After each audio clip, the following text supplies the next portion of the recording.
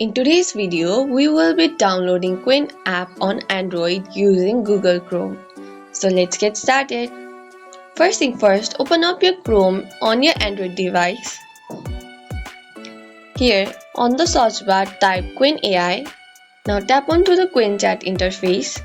Once the site loads, tap onto the three-dot menu in the top right corner of the screen. Here you will be able to see Add to Home Screen.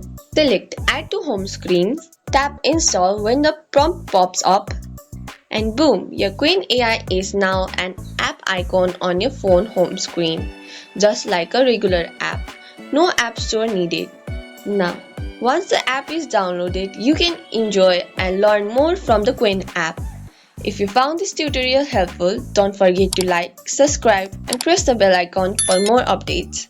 Thanks for watching and I will see you in the next video. Bye for now.